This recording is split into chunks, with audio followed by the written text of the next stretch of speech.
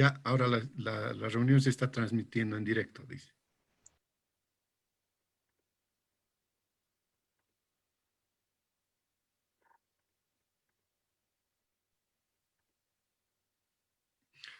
Buenas tardes. Bienvenidos a este nuevo encuentro patrocinado por la plataforma Siglo XXI Repensando Bolivia. Esta es una plataforma ciudadana destinada a la defensa de la democracia y a su principal instrumento, la Constitución Política del Estado Plurinacional. También nos motivan otras temáticas entre las que destacamos la defensa de los recursos naturales y las empresas estratégicas del Estado, la lucha contra el racismo y toda forma de discriminación, la lucha contra la corrupción y la lucha contra el patriarcado. Hoy tenemos como invitado al compañero Guillermo Dalense. Él es un destacado líder sindical minero quien desde muy temprana edad se incorporó a las luchas sindicales de Bolivia, enfrentando a las diferentes dictaduras que nos tocó vivir y por las cuales fue detenido, exiliado en reiteradas oportunidades. Poco después de su incorporación como minero a la empresa minera Matilde en la década de 1970, Guillermo Dalense fue elegido dirigente sindical de dicho centro minero y posteriormente fue elegido como secretario ejecutivo de su sindicato. Fue desde esa posición que después fue partícipe de la Federación Sindical de Trabajadores Mineros de Bolivia, organismo que jugó un rol predominante en la lucha del pueblo boliviano contra la dictadura de Banzer. Como representante de esta organización sindical, le tocó en plena clandestinidad ser protagonista y fundador de la Asamblea Permanente de Derechos Humanos de Bolivia. Como miembro de la Federación Sindical de Trabajadores Mineros de Bolivia, también estuvo en la lucha contra la dictadura de García Meza y le tocó vivir las jornadas de la Marcha por la Vida en el año 1985. Guillermo Dalense también fue ministro de Minería en el gobierno del Movimiento al Socialismo y también es el fundador del Sistema de Documentación e Información Sindical CIDIS, perteneciente a la Federación Sindical de Trabajadores Mineros de Bolivia, la cual tiene como finalidad la de recuperar la memoria ideológica de los sindicatos mineros de Bolivia y su lucha permanente por una patria digna. Guillermo esta tarde fue invitado para que nos hable de lo que ha significado esas luchas obreras en Bolivia y cómo se han ensamblado con el proceso de cambio en Bolivia. Guillermo, todo tuyo el micrófono. Gracias y buenas tardes. Me siento contento de poder encontrar un espacio donde poder hablar sobre las luchas sindicales en Bolivia, especialmente en lo que se refiere a la participación de los trabajadores mineros. La lucha de los trabajadores mineros en Bolivia es parecida a la lucha de los trabajadores de todo el mundo. Claro que el capitalismo no ha aparecido simultáneamente en todo el mundo, sino que mientras los trabajadores, por ejemplo, ingleses en 1824 ya estaban conquistando el derecho a sindicalizarse, Bolivia todavía faltaba un año para que se proclame independiente del coloniaje impuesto por España. Y el capitalismo tarda todavía en aparecer en Bolivia.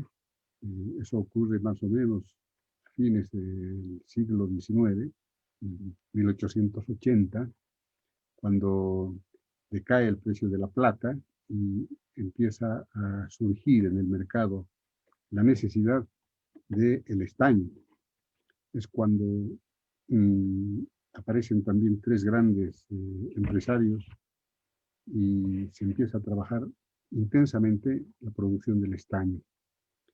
Entonces, ahí recién aparecen los trabajadores mineros asalariados, los que van a tener una relación directa, pero del estilo capitalista, con sus empresarios.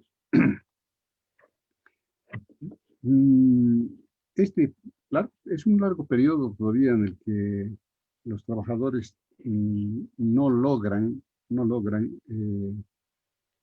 madurar, digamos así, en el desarrollo social, político, para la organización de sus sindicatos.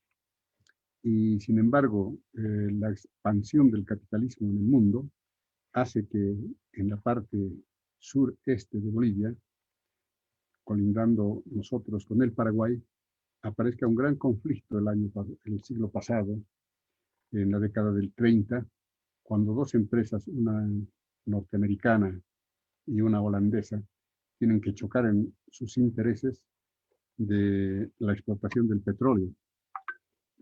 Y una impulsada por Holanda, la otra impulsada por Estados Unidos, nuestros dos países se enfrentan en una guerra fratricida. Esa guerra que ha sostenido Bolivia con el Paraguay de 1932 a 1935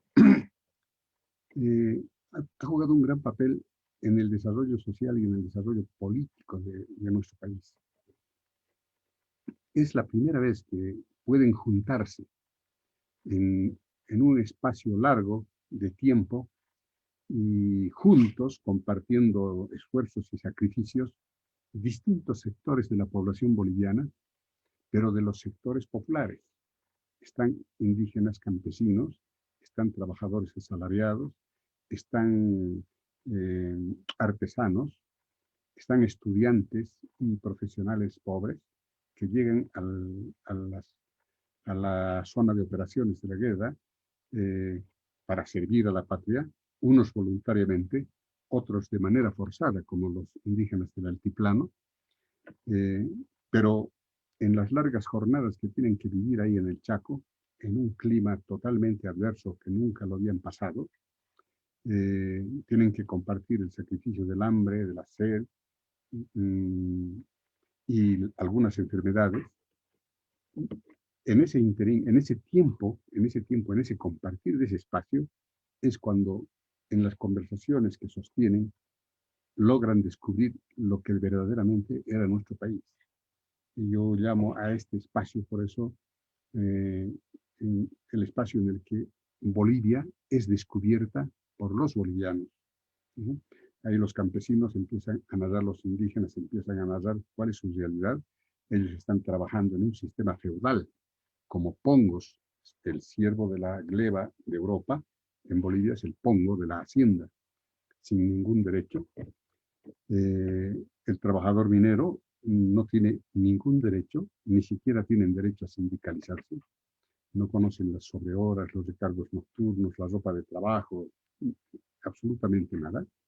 Un mísero salario, e inclusive cuando tienen que sufrir, cuando mueren por accidente de trabajo, no son reconocidos por los patrones. Entonces, lo mismo, esas mismas circunstancias, parecidas circunstancias, son de los artesanos, son de los estudiantes, son de los profesionales pobres. Entonces, ellos empiezan a preguntarse si ellos son los que producen la riqueza de nuestro país, ¿dónde están los que se benefician de esa riqueza? Y esos no estaban en la guerra, no estaban en el frente, estaban en la retaguardia y seguían negociando con la guerra. Entonces ellos se plantean que hace falta, ¿no?, recuperar Bolivia para los bolivianos. Los que estaban ahí peleando en las trincheras eran el pueblo y ellos eran los desposeídos del país. Los que los explotaban en tiempo de paz, los seguían utilizando en tiempo de guerra como carne de cañón. Entonces, cuando termina la guerra, se presenta un fenómeno especial, es un escenario político totalmente nuevo. Los excombatientes logran digamos, una capacidad del ejercicio civil, del ejercicio de su derecho civil, de su derecho político, y como excombatientes pueden volver al lugar donde vivían antes de ir a la guerra del Chaco. Los trabajadores no pierden su trabajo y vuelven a los lugares donde trabajaban. Y con la protección de haber sido, no de haber sido, sino de ser excombatientes, de haber participado en la defensa de la patria, ¿no? Todos entre comillas. Entonces, ellos tienen ya una voz más fuerte para hablar y reclamar sus derechos. Después de la Guerra del Chaco se fundan los primeros sindicatos campesinos en el Valle de Cochabamba. Después de la Guerra del Chaco se fundan los primeros sindicatos mineros, Catavi, Siglo XX, Guanuni. Después de la guerra, surge un grupo político, o en plena guerra, los militares jóvenes se agrupan en una logia nacionalista que se llama Razón de Patria, sintetizando esas palabras, ZADEPA. Son jóvenes militares que son los que combaten en el frente, al margen de sus generales que se quedan en la retaguardia. Estos jóvenes forman esa logia para defender también Bolivia. Surgen entonces las corrientes nacionalistas y también surgen las corrientes de izquierda, que después de la guerra se van a consolidar como partidos políticos. Los grandes movimientos sociales que se producen después de la guerra hacen, por ejemplo, que un grupo de militares, se llaman el socialismo militar después de la guerra, se produce la primera nacionalización del petróleo, con la expulsión de la Standard Oil, de la empresa que estaba como dueña de los yacimientos petrolíferos en el sureste del país. Y para seguir explotando esos recursos, se funda Yacimientos Petrolíferos Fiscales Bolivianos. Se crea el Ministerio de Trabajo. Se aprueba la Ley General del Trabajo. Y en una asamblea constituyente, en una asamblea convocada por el presidente Bush, se aprueba la Constitución Política del Estado, que reconoce la parte social, el derecho de los trabajadores a sindicalizarse, lo que se llama la parte social, la constitución social, dirigida a lo que se llama como corriente el constitucionalismo social. Esas son obras más o menos así, tratando a grosso modo, ¿no?, lo que se logra después de la Guerra del Chaco. Pero está terminando la Guerra del Chaco, se están aprobando esas medidas en Bolivia, sin embargo en Europa está empezando la Segunda Guerra Mundial. Y como producto de esa guerra mundial, cuando el año 41 se va a incorporar Estados Unidos a la guerra, Estados Unidos necesita asegurar lo que siempre desde entonces se ha llamado el patio trasero. Y su patio trasero era toda Sudamérica, Centroamérica, toda América. Entonces, tenía que asegurar la explotación de los recursos naturales de esta parte del mundo para su beneficio. Y es así que impone, en el caso de Bolivia, impone la explotación de los minerales para que Estados Unidos compre a precios rebajados y almacene en grandes stocks que le han servido inclusive para mucho tiempo después controlar el precio de los minerales, concretamente controlar el precio del estaño en el mercado internacional. Y cualquier movimiento social que exista en nuestro país respecto a la solicitud o a la petición de salarios, por ejemplo, o exigir algunos otros derechos, los trabajadores eran reprimidos, acusados de ser nazifascistas y estar en contra de la democracia. En consecuencia, el gobierno, en tal sentido, se los consideraba enemigos de la democracia y se ocupaban las minas militarmente, se han procedido a violentas represiones, concretamente en el año 42, en diciembre, la masacre de Catavi. Y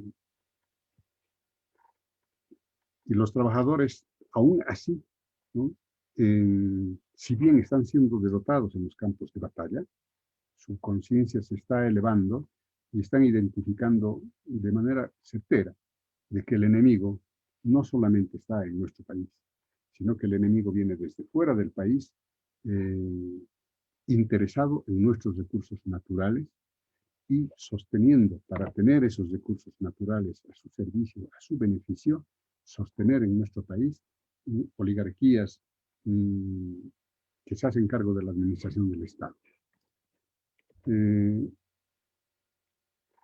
Son dos presidentes militares nacionalistas, Bush primero, hasta 1939, en cuyo periodo se crea el Ministerio de Trabajo, se aprueba la Ley General del Trabajo, ¿no?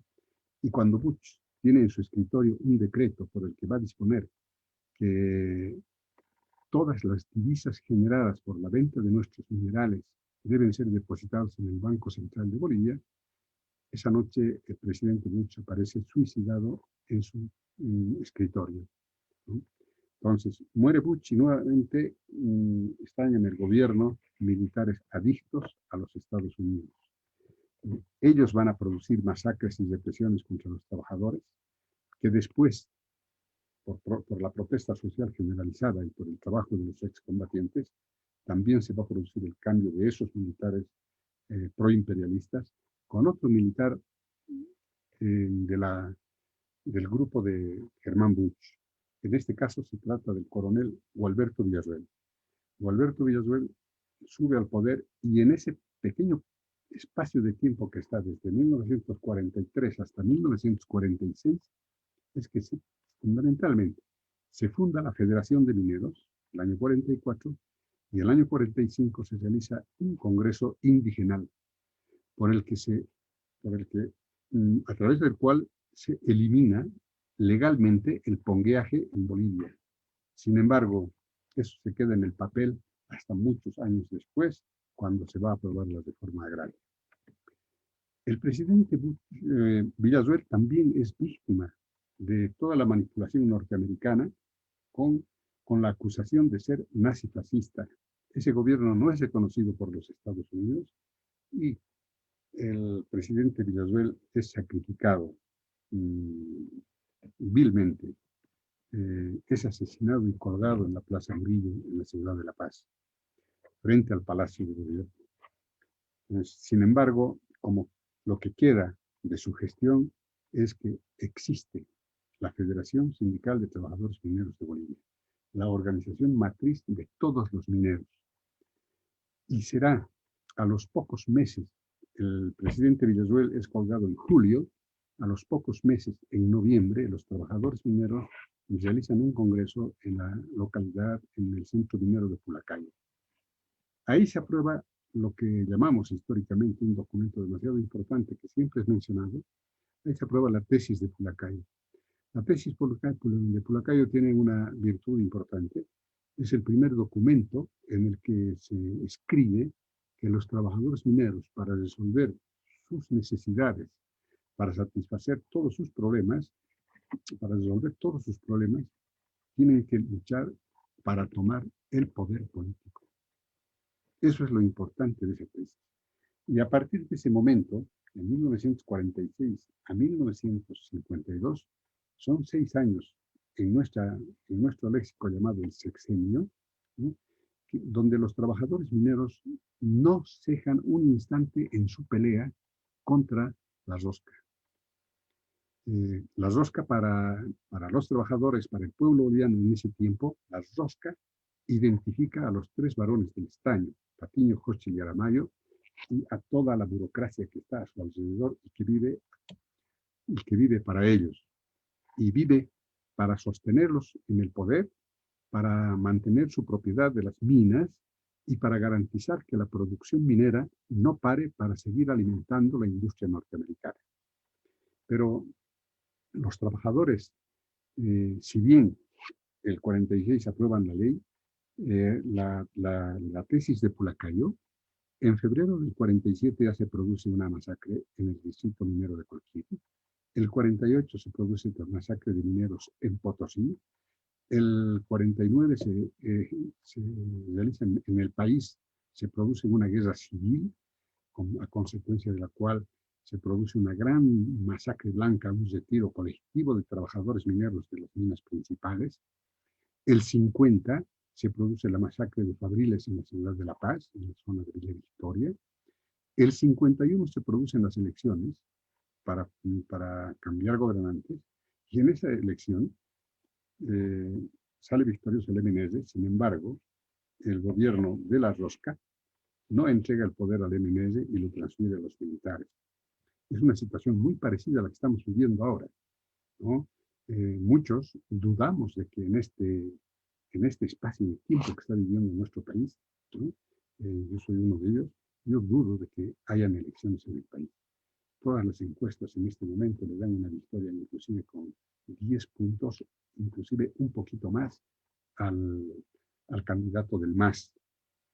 Y la derecha ni el imperialismo van a permitir que el MAS gane en elecciones porque, primero, va a eliminar la gran calumnia que existe en este momento del famoso fraude, que no ha existido y ahora se ratificaría que no hubo fraude, porque la victoria se produciría si es que de acuerdo a estas encuestas continúa el proceso, una victoria en primera vuelta del MAS.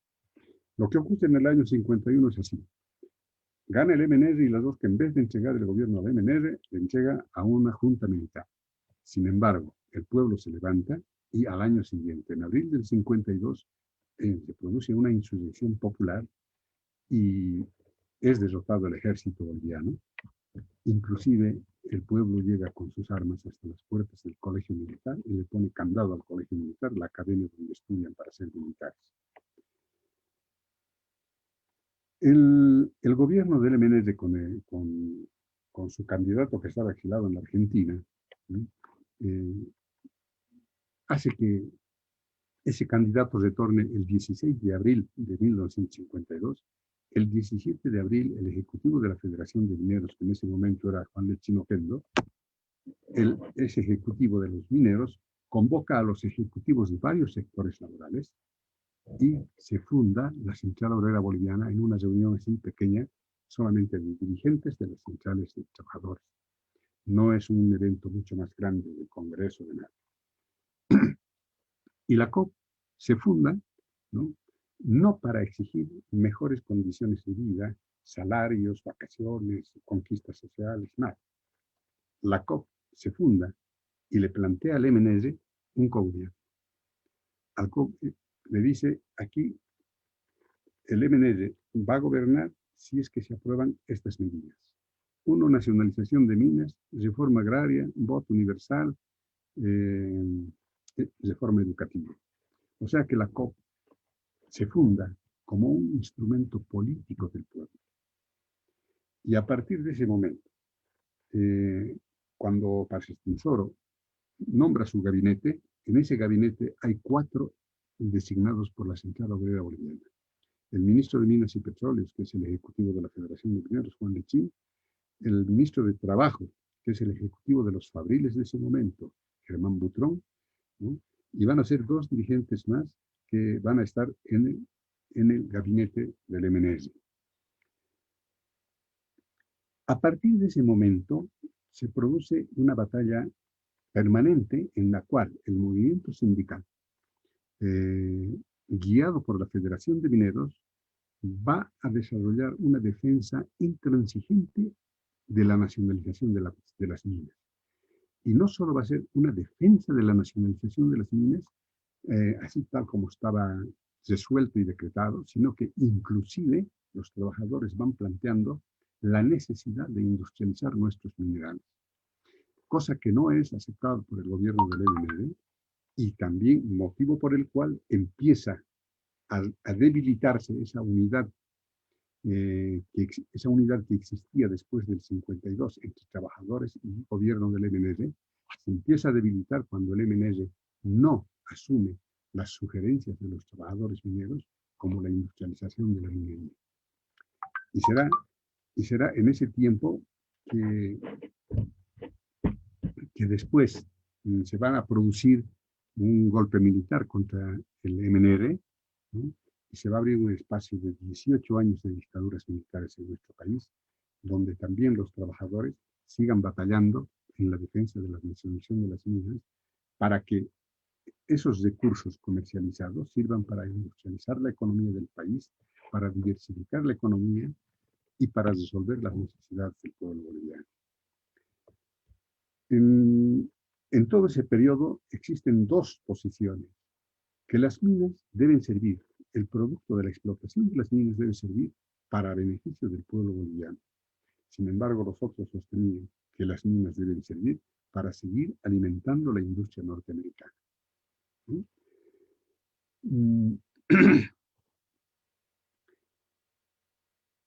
El modelo estatal logra acabarse por esa presión permanente, ¿sí? Por esa presión permanente de la presencia norteamericana en nuestro país.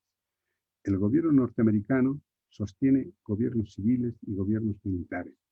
Son los gobiernos civiles desde el 52 hasta el 64 y del 64 al 82 son gobiernos civiles, ¿no? En todo ese periodo se nota el enfrentamiento permanente de los trabajadores y el pueblo, dirigidos por la Federación de Mineros, a la institución a la cual consideran su vanguardia política, su vanguardia sindical, ¿sí? Frente a toda la derecha boliviana que siempre se sostenía en el apoyo norteamericano, en la obediencia ciega a los dictámenes de la Embajada de los Estados Unidos en La Paz. El modelo estatal se acaba el año 85 con la dictación de un decreto famoso en nuestro país, el 21060, que fundamentalmente tiene dos medidas. Uno, la privatización de la economía del Estado, ¿sí? La destrucción de la Corporación Minera de Bolivia, la implementación sí, la implementación de las medidas de privatización con la famosa capitalización, cediendo las empresas mineras rentables a la empresa privada. La más beneficiada es la Compañía Minera del Sur, la COMSUR, del entonces presidente o ministro de Paz y Tesoro, Gonzalo Sánchez de Lozada, que después ha sido presidente, y que a partir de ese momento se convierte en el productor exclusivo del monopolio de la producción del zinc, plomo y plata. Otras minas que no tenían tanto potencial mineralógico son cooperativizadas y entregadas a los trabajadores. Y además, las otras empresas, diversas empresas industriales que habían sido creadas por el país, son también cedidos a la empresa privada. Y mientras esa es una de las medidas principales del 21060, la otra medida es la relocalización, que se llama el retiro forzado a los trabajadores, haciendo que las empresas reconozcan los beneficios sociales, así entre comillas, de los trabajadores, pagándoles indemnizaciones, inclusive sobresueldos, algunas cantidades de dinero adicional a sus beneficios sociales, pero que en la práctica no significaban nada porque estábamos en una devaluación permanente de nuestra moneda, en una inflación permanente. Entonces, uno, que Bolivia deja de tener su economía estatal, y otro de que se genera una gran masa de trabajadores despedidos de las empresas, y como consecuencia de eso, un debilitamiento extremo del movimiento sindical. La Federación de Mineros llega más o menos a una mínima expresión, y la representación de la COP lo mismo. Entonces, este modelo va a durar también, en nuestro país ha durado 20 años, pero en ese periodo los campesinos y los indígenas juegan un gran papel. Especialmente cuando en el subtrópico, en el trópico de Cochabamba, de Chapare, los productores de coca, ¿sí?, defienden la producción de la hoja de coca, a la que le llaman la hoja sagrada, la hoja milenaria, ¿no?, como parte de nuestra cultura, porque tiene características especiales en varias actividades de nuestro vivir diario en el país. Y con el tiempo, la defensa de la coca se articula con la defensa total de los recursos naturales. El pueblo boliviano hace conciencia de que en un principio fueron los españoles los que se llevaron el oro y la plata, Después de ellos, los ingleses se llevaron otros productos. Se llevaron la quina, se llevaron la goma, se llevaron el petróleo, se llevaron el estaño, se llevaron minerales. O sea que los recursos naturales producidos en nuestro país alimentaban el desarrollo de los países capitalistas, industrializados del primer mundo. Y ahora pretendían eliminar el cultivo de la coca en nuestro país y además, en un momento de sociedad, coincide la defensa de la coca con la defensa del gas como hidrocarburo, como, como carburante, como generador de energía.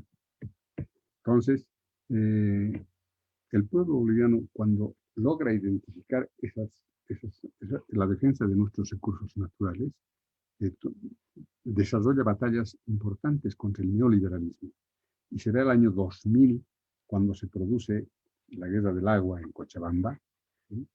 Un movimiento grande de los regantes, de los necesitados del agua, con la población cochabambina, ya que el agua estaba entregado a una empresa privada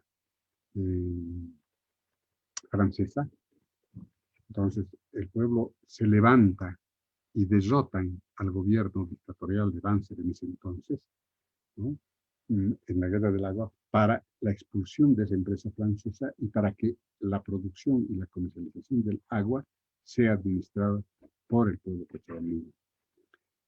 Y lo mismo, en el altiplano paceño se produce un movimiento campesino gigantesco, liderizado en ese entonces por el compañero Felipe Quispe, Maicú. Es un movimiento también gigante y grande que logran infligir derrotas políticas a las dictaduras. Entonces, este proceso va madurando y en 1985, en el año 2005 se va a producir la victoria electoral de Evo Morales,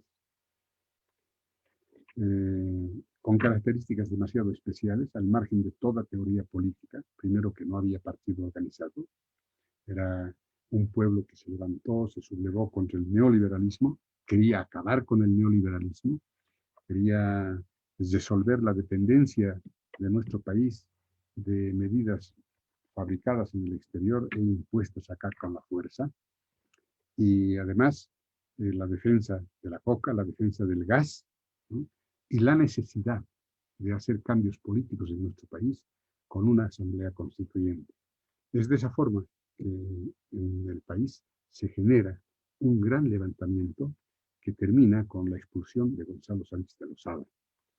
Y a partir de ese momento se suceden otros gobiernos que terminan convocando a las elecciones del año 85, que es ganada con una aplastante mayoría por la candidatura de Evo Morales, ¿no?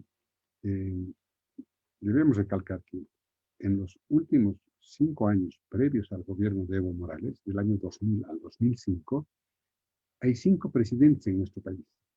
Es Banzer, que enfermo le entrega al vicepresidente Tuto Quiroga. Tuto Quiroga es derrotado en las elecciones, asume Gonzalo Sánchez Lozada. Gonzalo Sánchez Lozada es expulsado del país y es reemplazado con Carlos Mesa. Carlos Mesa no es lo suficientemente fuerte como para sostener su gobierno y renuncia a él mismo. Y será el doctor Rodríguez Felice que termine con la convocatoria de elecciones y la entrega del gobierno a Evo Morales. Evo Morales es victorioso y tiene el mandato más o menos del pueblo de la lucha contra la corrupción, uno, la convocatoria de una asamblea constituyente, ¿sí? y el ejercicio pleno de nuestra independencia y soberanía.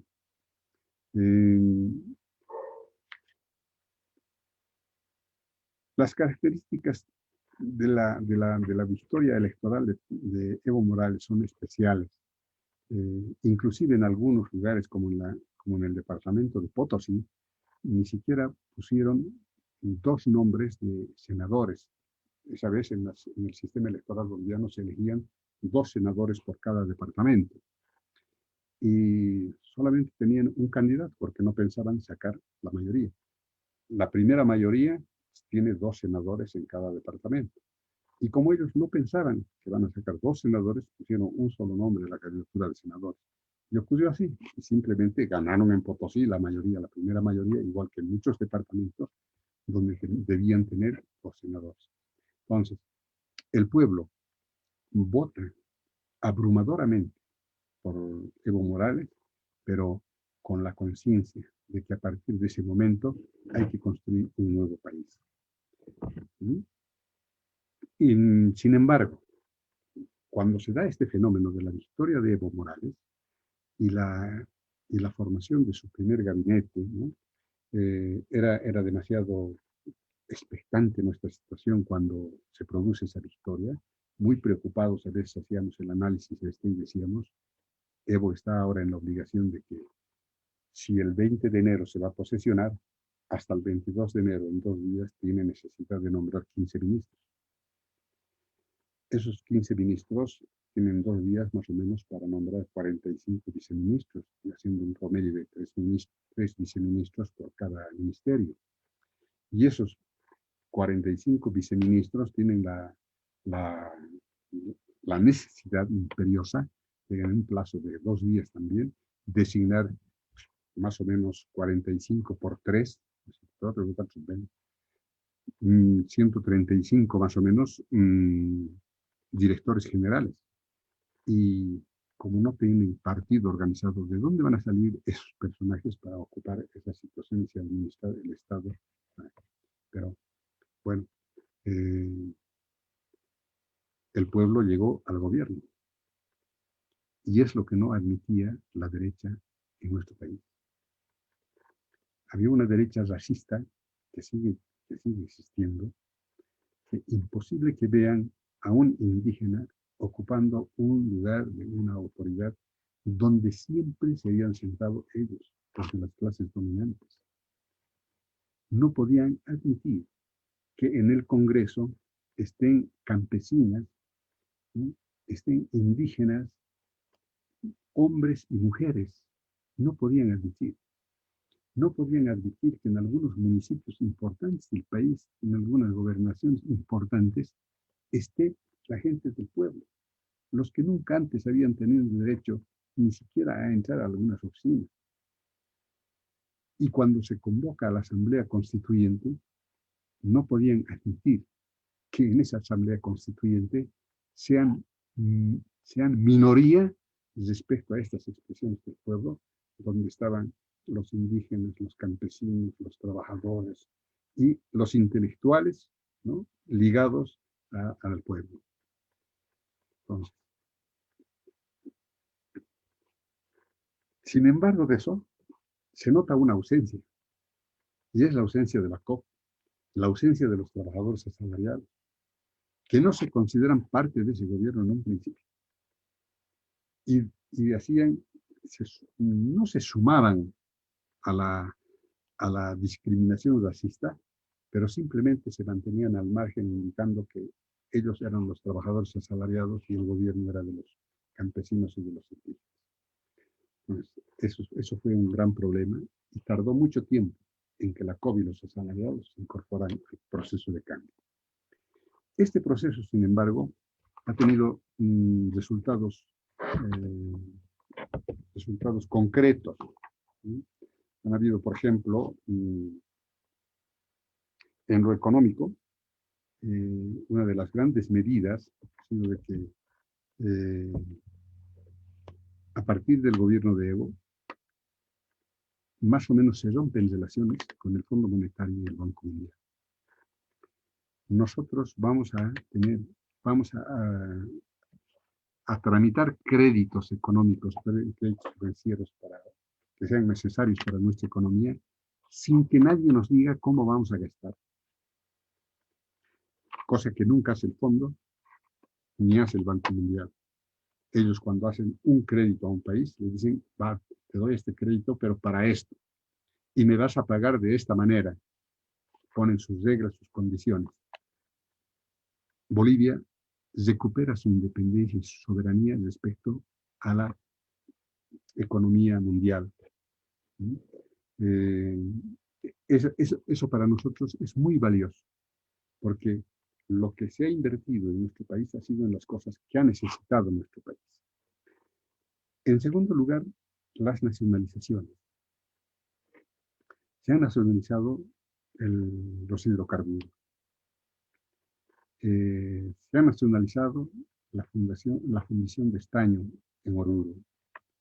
Se ha nacionalizado ENDE, la empresa de electricidad. Se ha nacionalizado Entel, la empresa de telecomunicaciones. Entonces, pero sin embargo, lo fundamental es la nacionalización de los hidrocarburos, lo que genera una situación económica especial. Por la producción de hidrocarburos, hasta entonces, el 82% de la producción de los beneficios económicos se iban al exterior y el 18% se quedaba en Bolivia. A partir de estas medidas que adopta el gobierno de Evo Morales, ¿no?, se invierte esa relación y el 82% de los beneficios económicos de la producción de hidrocarburos se quedan en nuestro país y el 18% se llevan a las empresas extranjeras. Se aplica una política de precios especial en la producción industrial. Por ejemplo, ya no se va a exportar el azúcar si es que antes no se va a cubrir el mercado nacional. No se va a exportar la soya si es que antes no se cubre primero las necesidades del mercado nacional. Y no se va a exportar nada afuera si es que primero no se resuelven las necesidades internas de nuestro país. Entonces, una política de sostenimiento de los precios. Se mantienen los precios accesibles a toda la población. La cotización del dólar. Cuando Evo Morales asume el gobierno, el dólar en Bolivia costaba 8 bolivianos.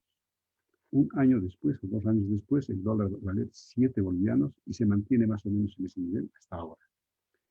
Estamos ante la amenaza ahora de que eso se acabó también. La creación de los bonos. En la distribución, la redistribución de la riqueza en Bolivia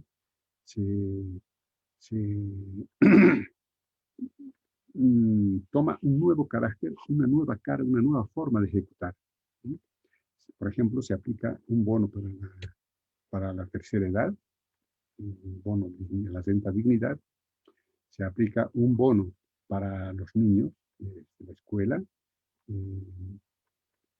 y se aplica unos bonos para las mujeres que están gestando y que son mamás. Entonces, son fenómenos, son medidas que influyen, por ejemplo, en que la deserción escolar ha bajado a niveles muy bajos, muy bajos. Y lo mismo, la mortalidad tanto infantil como materno, o sea, la mortalidad materno-infantil también ha bajado, porque la madre, para cobrar el bono, en el control prenatal, tiene que asistir permanentemente a sus chequeos. Y luego, después de ser mamá, también los controles postnatales son obligatorios para seguir percibiendo el bono. Entonces, aparte de dar un beneficio económico a los que van a recibir ese bono, se está influyendo en la defensa de la educación y en la defensa de la vida de los niños y las madres. Y lo que se está haciendo también es hacer circular ese dinero que está fortaleciendo la economía productiva de nuestro país. ¿Sí? Y luego el IDH, que es el impuesto directo a los hidrocarburos. Es un impuesto directo cuyo monto se tiene que distribuir entre las universidades, los gobiernos departamentales y los municipios. Nunca antes estos 3 instrumentos del Estado boliviano, ¿sí?, gobernaciones departamentales, municipios o alcaldías, y las universidades del Estado nunca antes habían percibido tantos ingresos como en este periodo para desarrollar sus trabajos de infraestructura en lo que tienen que enfrentar cada año. En lo social, contra la discriminación, medidas contra la discriminación, lucha contra la discriminación y abrir las puertas, hacer accesible el ingreso de todos los bolivianos a todos los niveles del Estado en la administración pública y en la administración de las empresas. ¿Sí? La salud. Yo quiero referirme a esto, por ejemplo. Una de las primeras medidas que toma el gobierno de Evo Morales es, por ejemplo, ser partícipe con Fidel Castro y con el comandante Chávez de Venezuela. Son juntos los tres los que impulsan la Operación Milagro y la apertura de una universidad en La Habana para, para formar médicos bolivianos, por ejemplo, 5.000 médicos bolivianos. No sé cuántos venezolanos, pero se abre una universidad exclusivamente para producir médicos. Esos médicos que en este momento están trabajando en Bolivia y que han sido también víctimas de mucha discriminación en su momento. La educación, y lo mismo, dos medidas que yo tengo en la memoria para referirme a la primera etapa del gobierno de Evo Morales, ¿no? La salud, con la participación en ese acuerdo para estudiantes de medicina y en el campo de la educación, ¿no? Una operación especial, un plan de alfabetización con apoyo del gobierno de Cuba también, ¿no? Con lo que hemos llegado a hacer desaparecer el analfabetismo en nuestro país. No tenemos el 0% de analfabetismo, pero es una cantidad mínima, no sé si 2 o 3% de analfabetismo. O sea, son dos medidas que en los primeros meses adoptó ese gobierno, dirigidos a dos servicios muy importantes de la población, que son la salud y la educación. La participación de la mujer en muchos momentos, yo me imagino que ha sido el único país del mundo que ha tenido un gabinete, por ejemplo, donde estén el 50% mujeres y el 50% varones. La participación de la mujer en todos los niveles de los gobiernos, tanto en la Asamblea Plurinacional, en las asambleas departamentales y en los consejos municipales, la participación de la mujer es visible. Se han hecho planes de vivienda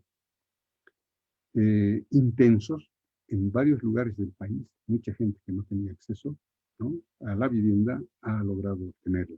Y se ha dirigido a la población especialmente necesitada, madres solteras o padres solteros. Bueno, grandes proyectos de construcción de vivienda, y lo más sobresaliente, lo que se ve, lo que nadie puede decir que no ha habido, es la construcción de carreteras. Miles y miles de kilómetros de carreteras asfaltadas. En lo político, el pueblo representado por sus dirigentes, los dirigentes de sus organizaciones sociales, ha llegado a ocupar cargos en la administración pública y en la conducción de las empresas del Estado. Es una cosa, por eso, que no pueden admitir la derecha. Los que nunca soltaron la administración de las empresas del Estado, los que vivieron siempre de la administración del Estado, perdieron ese privilegio. Y además, teníamos como consecuencia de eso una derecha totalmente desorganizada, que ni siquiera la embajada americana lograba reunirlos, juntarlos. Entonces, en este momento podemos ver, como consecuencia de todo este espacio de tiempo que ha pasado, podemos ver que hay dos enemigos del proceso de cambio. Uno son la derecha nacional, los que han perdido los privilegios, los que se han sentido ofendidos por la ascensión del pueblo, por la ascensión de los indígenas, de los campesinos, de los trabajadores asalariados, de los artesanos, los que se han sentido avasallados por esa fuerza en la conducción del Estado. Esos son enemigos del proceso. Y son enemigos, además, disimulando, a veces manifestando descaradamente, su ideología racista. Y si bien este es un grupo así, el principal enemigo del proceso de cambio, hay otro, que es el mismo imperialismo. El imperialismo que había perdido su capacidad de dominar la economía de nuestro país. Y además, que veía un mal ejemplo en Bolivia si se mantenía adelante con su proceso de cambio. Han sido muchos organismos internacionales que han destacado el desarrollo económico de Bolivia. Eh, Bolivia ha ocupado el primer lugar en desarrollo económico en América Latina muchos años seguidos, donde el Fondo Monetario estaba desarrollando sus programas de apoyo y ejecutando planes y, sus planes y trabajos diagramados, no tenían los resultados que estaba teniendo Bolivia sin relacionarse con el Fondo Monetario Internacional. Ese era un mal ejemplo que Estados Unidos no puede permitir. Además, Evo Morales, en mi forma de ver también, Fidel Castro, por la edad, se vio relegado, ya no podía asistir a muchos eventos internacionales, y fue Evo el encargado de difundir una política a nivel mundial contra el capitalismo. En las Naciones Unidas ha sido Evo Morales, por ejemplo, que ha planteado la defensa del agua y la declaración del agua como derecho humano y ya no como mercancía. Es una resolución que la tomó las Naciones Unidas. Es en las Naciones Unidas que Evo Morales plantea que el planeta debe ser defendido, que la Tierra debe ser defendida y se designa un día como el Día de la Defensa de la Tierra. Y en su discurso principal, Evo Morales, en Nueva York, en la sede de las Naciones Unidas, dice: para defender la tierra, para defender a la Pachamama, tenemos que acabar con el capitalismo. Entonces, eso es lo que no podía permitir el imperialismo. Y eso es lo que no va a permitir.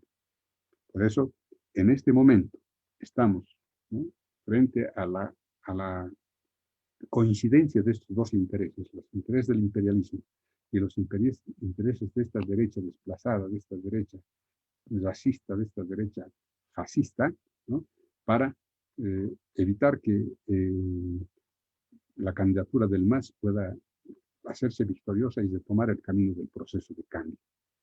¿Qué es lo que se teme en este momento? ¿Qué es lo que se teme? Si se consolida este gobierno, el pueblo boliviano está amenazado con las siguientes medidas, ¿no? Primero, que nuestra economía va a caer nuevamente en manos del Fondo Monetario Internacional. En este momento hay una petición del gobierno a la Asamblea Plurinacional para que apruebe un crédito del Fondo Monetario Internacional. Un crédito cuya documentación está recién llegando a la Asamblea Plurinacional.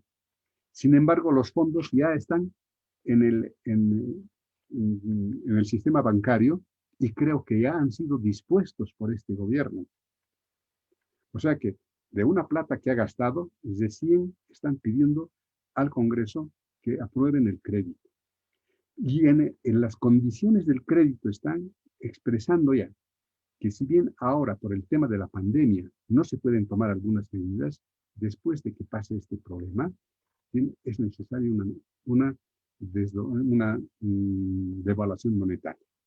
Entonces, las condiciones que va a poner el fondo son los de siempre. Ya tenemos varias experiencias aquí nosotros en Bolivia, ¿no? Achicar el Estado.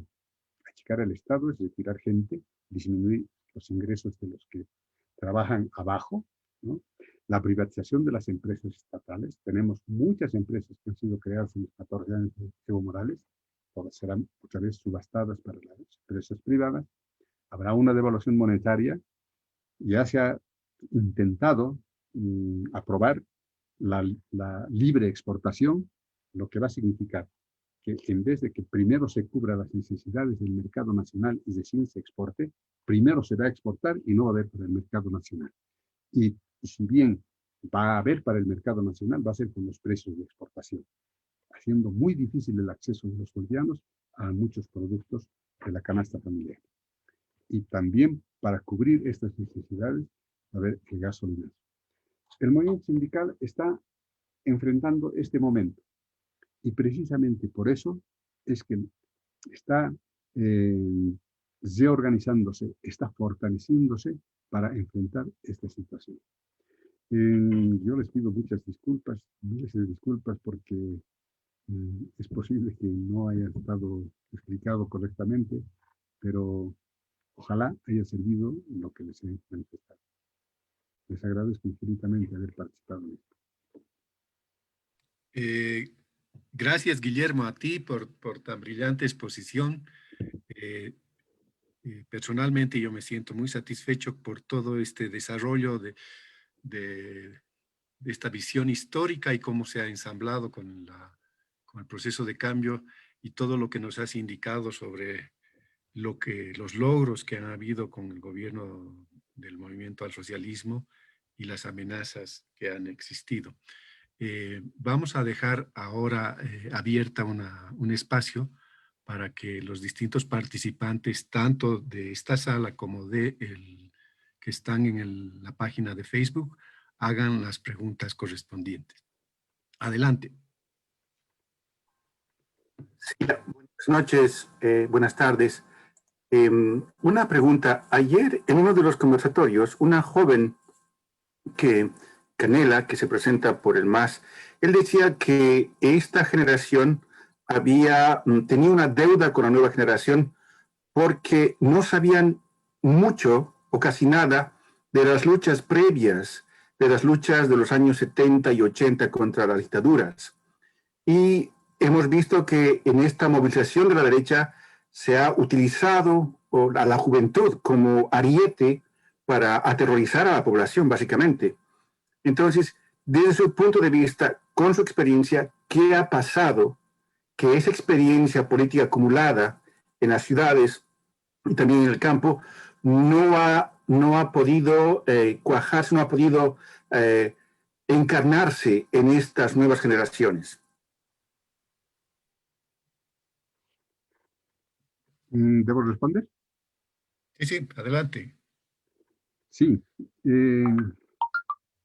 Los 20 años de neoliberalismo, y no solo acá en nuestro país, yo creo que a nivel universal, el neoliberalismo ha ganado una batalla ideológica, apuntando sus armas en contra de la intelectualidad y ha trabajado demasiado con este sector de los intelectuales y con las universidades. Si el movimiento sindical en Bolivia ha llegado a ser fuerte en las décadas del 50, 60, 70, ha sido porque en las universidades también se han generado las ideas del cambio en ese tiempo, las ideas revolucionarias. Los partidos de izquierda, los partidos que se llamaron de la clase obrera los partidos del pueblo, ¿no?, tenían sus principales dirigentes como docentes universitarios. Y era el movimiento universitario, las FULES y la CUB, la Confederación Universitaria Boliviana, que desarrollaban grandes debates respecto al futuro político del país. Respecto a la minería, por ejemplo, en Oruro, la carrera de minas de la Facultad de Ingeniería tenía docentes extraordinarios y se desarrollaban permanentemente paneles donde se discutía el carácter técnico de cómo desarrollar la minería en nuestro país. Y eran eventos donde participaban los dirigentes sindicales mineros. En este último tiempo, después de los 18 años de dictadura, con intervenciones y cierres de las universidades, y luego los 20 años del neoliberalismo, la universidad ha sido atacada y el sistema educativo ha sido atacado, y de ahí es que se nota un divorcio entre la intelectualidad y la clase obrera y los sectores populares. Entonces, ese sería para mí el motivo por el cual se está en las ciudades, los jóvenes están capturados por la derecha.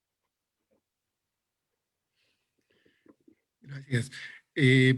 Paso a leer otra de las preguntas que me están haciendo llegar y es, ¿cómo ve el escenario electoral actual?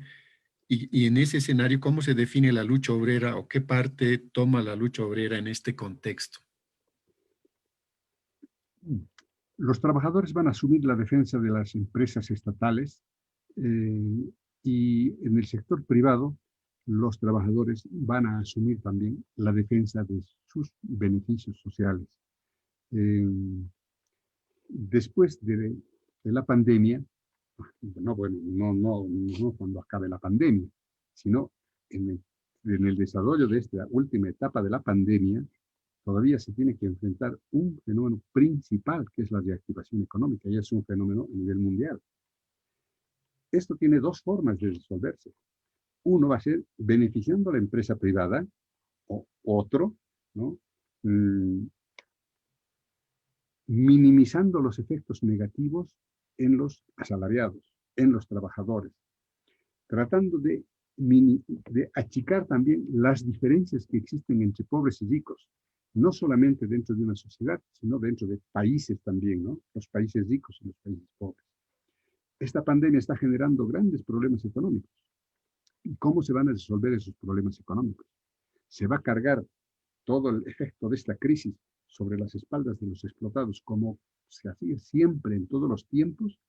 La solución de todas las crisis para resolver los problemas de la empresa privada, o la solución de la crisis va a ser para beneficiar a los sectores más desprotegidos y eliminar esas diferencias que existen, ¿no? En ese papel tiene que desenvolverse el movimiento sindical boliviano.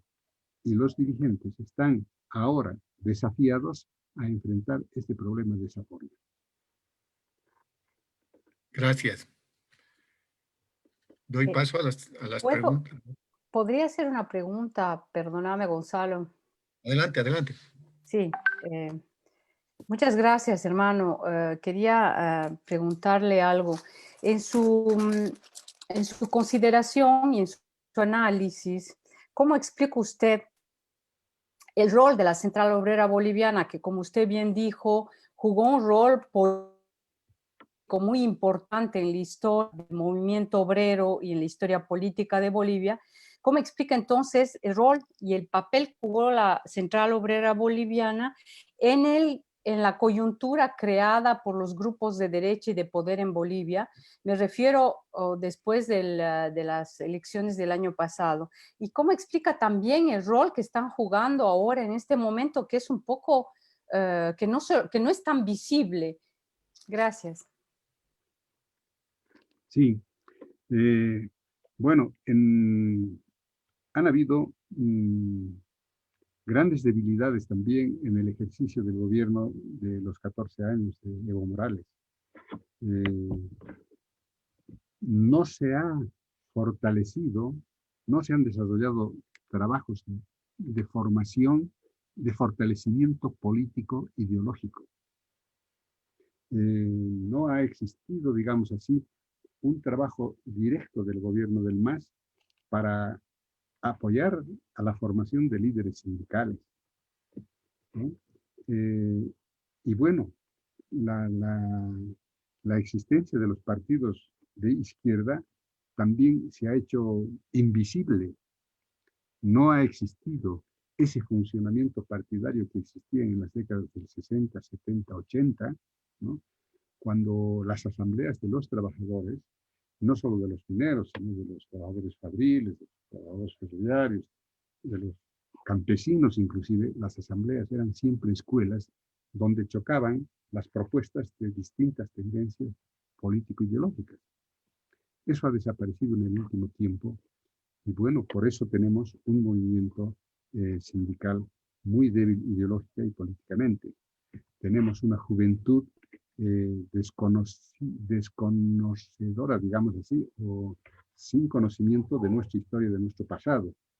Y ese no es un fenómeno solo boliviano, es un fenómeno universal. Es un fenómeno universal. El neoliberalismo ha ganado esa batalla a nivel mundial. Gracias. Desde Facebook me hacen un par de preguntas más. Una de esas dice, en su concepto, ¿por qué el gobierno de Evo Morales termina prácticamente huyendo como si aceptara que en su gestión había corrupción y robo en las arcas del Estado? La fecha fue muy bien planificada. No ha sido planificada por bolivianos, han sido especialistas norteamericanos que se han asentado en las ciudades, en La Paz, en Cochabamba, en Santa Cruz. Han organizado con bastante tiempo anterioridad de meses, lugares de campaña, han almacenado alimentos, han almacenado muchos enseres para sostener grupos que estén movilizados permanentemente y con el uso de la violencia, con gente totalmente preparada para estas acciones. Y han desatado acciones de violencia a veces incomprensibles. Por ejemplo, el incendio de la casa de la hermana del presidente, el incendio de un pariente del ministro de Minas en Potosí, la amenaza de asesinato, de rapto de parientes.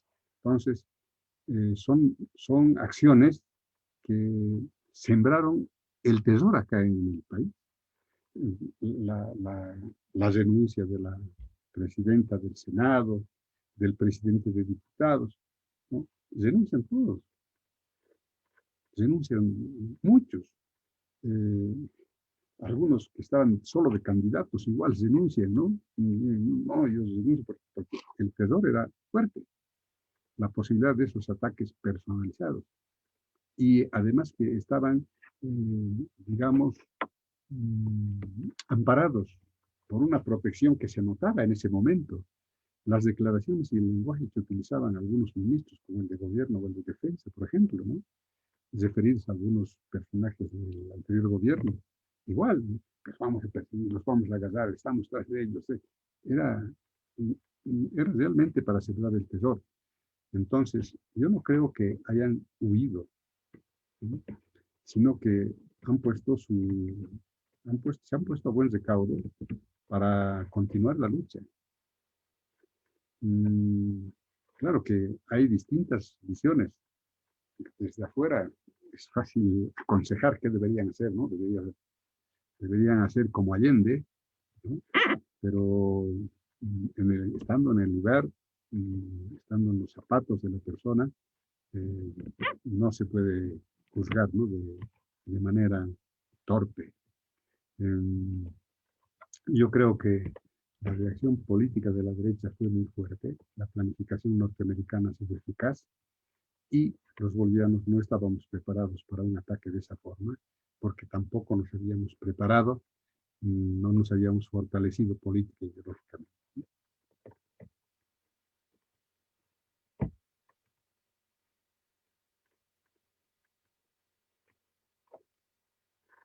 ¿Se acabó?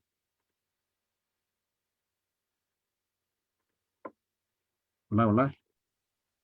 Gracias. Paso a leer la siguiente pregunta. Tenemos noticias de que Áñez está a punto de renunciar a su candidatura. ¿Cuáles podrían ser las consecuencias en el escenario electoral, las elecciones, la legitimidad del Tribunal Supremo Electoral y la posibilidad de un mini golpe de Estado? Y yo les dije en el desarrollo de mi intervención de que no creo que hayan elecciones, porque todas las encuestas, y creo que la última que he visto es la de Jubileo, es una inscripción de la Iglesia Católica, que estaba opuesta, era una de las opositoras al gobierno de Evo Morales, ha sacado una encuesta en la que manifiesta que hay una diferencia más o menos de 10% del candidato Arce con el segundo candidato, que es Carlos Mesa. El imperialismo ha desarrollado un trabajo, ha ordenado a la derecha boliviana, ha ordenado a los títeres que tiene acá en el país, de que debe acabarse el proceso de cambio y debe impedirse que siga gobernando el país. Han desarrollado una política para eliminar candidatos. Creo que han eliminado a uno o a dos, no sé, la que era canciller, Pari, y a Evo Morales también lo han eliminado de candidato a senador. Han habido intentos de eliminar como candidato a Luis Arce, y lo mismo, van a desarrollar campañas, inclusive querían borrar la sigla del MAS, que no debería participar por por el fraude que ha habido. O sea, generar acusaciones, generar pretextos para que no participen más en las elecciones. Sin embargo, no lo pueden lograr, no pueden. Y luego, si se llega a las elecciones, el gobierno ha movido inclusive a la OEA para que se sostenga desde ese nivel que ha habido fraude. La OEA hasta ahora no tiene pruebas, y más bien han habido instituciones destacadas en el mundo que han dicho que no ha habido fraude. Entonces, son grandes problemas que tienen y que no pueden poner en juego. Si el MAS ganara en primera vuelta, seguiría al tacho la acusación que ha habido de fraude. Y no solamente eso, sino que nuevamente se reinstalaría el proceso de cambio. Si el pueblo vence en primera vuelta, el pueblo va a acabar, va a salir, pero despojándose de todo miedo, de todo temor, va a salir nuevamente a las calles y arrinconar a la derecha. Va a ser una victoria que se va a manifestar de toda forma. Y no van a permitir eso, ni estos derechistas, ni el imperialismo. Entonces, yo pienso que no va a haber elecciones. Claro, desde luego van a intentar hacer todo. Si, por ejemplo, renuncia Áñez, ¿no? Puede renunciar Camacho, pueden renunciar todos para hacer una sola candidatura y tratar de garantizar de esa forma una victoria. Pero yo pienso que si ocurriera eso, por ejemplo, aunque a mí no me gusta hacer suposiciones, si no hubiera sido Yanine Áñez, ¿quién hubiera sido, señor? ¿No? Pero si se uniera toda la derecha, por ejemplo, el pueblo entendería de que esa es la manipulación del imperialismo. Y esa derecha quiere cesar el ansia del pueblo de construir su propia historia. Y aún así, yo creo que el MAS ganaría en elecciones.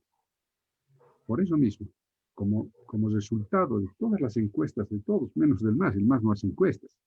Las encuestas las han hecho instituciones, inclusive Jubileo, digo, ¿no? Y dando esos resultados, ¿no? Tienen ellos con seguridad que el MAS va a ganar las elecciones. Y no pueden permitir eso. Por eso yo pienso que no va a haber elecciones. Gracias. ¿Alguna otra pregunta más que quieran hacerle las personas del panel? Sí, yo me gustaría volver a preguntar algo, si es posible. Adelante. Gracias. Y usted entonces, frente a este panorama bastante oscuro que está, en el que estamos viviendo los bolivianos, tanto afuera como adentro del país, ¿qué pasa si no hay elecciones? Entonces, ¿cómo se dirime toda esta situación? ¿Va a haber un clima ingobernable también para la derecha, que se imponga o que rompa todo este proceso electoral, lo mismo que se está dando a cabo en este momento? ¿Cuál sería, desde su punto de vista, entonces, la alternativa? ¿Cómo podemos salir de este impasse, pero que es un impasse además violento? El pueblo tiene que generar su propuesta programática. No sé si la COP, por ejemplo, podrá adoptar como programa el programa de Lucho Arce, no sé. Pero la COP debe construir un programa. ¿Cuáles son las necesidades del pueblo de Bolivia? ¿Cómo se va a resolver lo económico? ¿Cómo se va a resolver esto, por ejemplo, de los despedidos del trabajo? Si después de la pandemia va a haber un apoyo económico financiero a todas las empresas productivas del sector estatal y del sector privado, cuidado que solamente haya del sector privado. Tiene que darse también a la empresa del Estado. Pero al sector privado hay que darle apoyo económico si es que destituye a todos los que ha retirado con motivo de la pandemia. Entonces, si se realizan esas acciones de esa forma, está bien. Pero si no, la COP tiene que luchar contra eso. Tiene que luchar por que se devuelva el trabajo a los que han sido retirados. La COP tiene que hacer para que se reactiven las empresas del Estado, ¿no? Igual que las empresas privadas. La COP tiene que, bueno, este tema de la educación. ¿Cómo va a ser el tema de la educación? Este año estamos terminando un desastre. Es un desastre realmente nacional. ¿Cuántos muchachos, muchachas hay, cuántos niños, jóvenes, que de verdad merecen pasar de curso? Porque sus instituciones educativas han funcionado con lo digital. Pero ¿cuántos no han tenido acceso a eso? ¿Cuáles van a ser ahora las estadísticas? ¿Cuántos van a ingresar a la universidad? ¿Cuántos postulantes va a haber para la universidad de los bachilleres del año 2000? Entonces, ¿y cómo se va a desarrollar la educación el próximo año? Esto de la pandemia continuará limitando las grandes aglomeraciones de los cursos en la educación fiscal, por ejemplo. Es un problema que tenemos que resolver. Y eso tiene que plantearlo también la COP. El problema de la salud. El problema de la salud. ¿Cómo vamos a enfrentar este tema de la salud? En este momento, por ejemplo, se ha dispuesto un decreto de que todas las personas mayores de 60 años pueden quedarse en su casa manteniendo sus salarios. Y yo digo esto, ¿no? ¿Cuántos médicos de la Caja Nacional de Salud tienen más de 60 años y no están asistiendo a su fuente de trabajo por ese motivo y están percibiendo sus salarios? ¿Eso será correcto? No se podrá complementar, por ejemplo, con los que tienen 60 años y ya no pueden ir a trabajar o no quieren ir a trabajar por cuidar su salud, su vida, como se dice. Entonces, ¿no estarán obligados a hacer su jubilación? Entonces, son varios temas que hay que analizarlos, pero no solamente en la reunión del Comité Ejecutivo de la COP. Tiene que ser con participación de los sectores para elaborar un programa por el cual se tiene que pelear. Y les digo, si no hay elecciones, ¿cuál será el tipo de gobierno que habrá? Es una sorpresa, no sabemos. Porque si agarramos legalmente, va a seguir Yanine Áñez como presidenta y va a seguir habiendo Congreso, o para mantenerse más tiempo sin elecciones, suspendiendo con cualquier motivo las elecciones, no habrá un choque de Congreso y Ejecutivo, no saldrá el pueblo a protestar con más vehemencia que en agosto con los bloqueos, y no se impondrá otra vez la ley de que los militares que maten no tienen la culpa.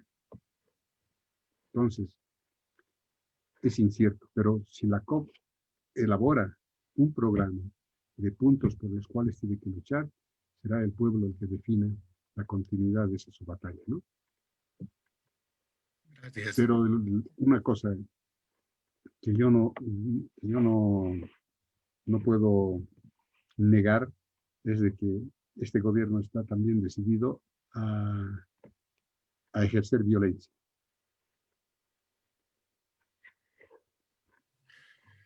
Gracias por la respuesta. ¿Hay alguien más que va a hacer alguna pregunta? Si no hay más preguntas, vamos a cerrar este enriquecedor diálogo con Guillermo D'Alency. Bueno,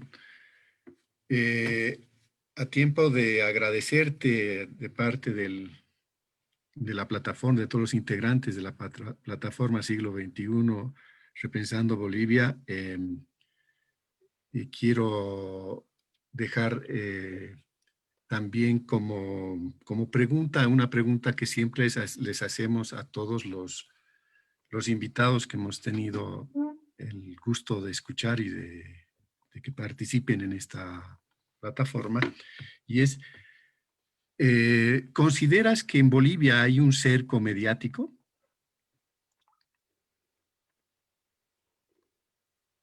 No hay un cerco mediático, sino es todo el sistema de medios de comunicación está controlado.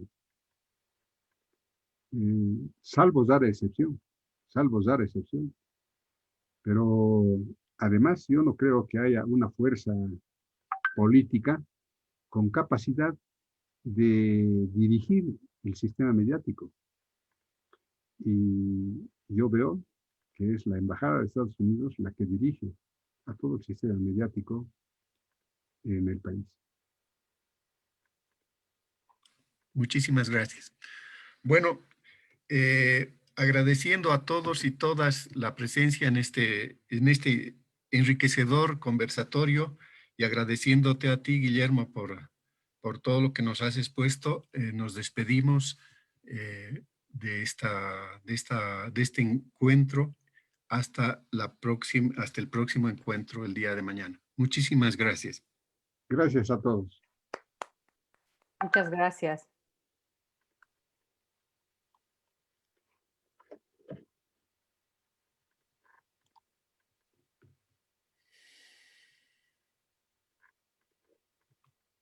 Muy bien.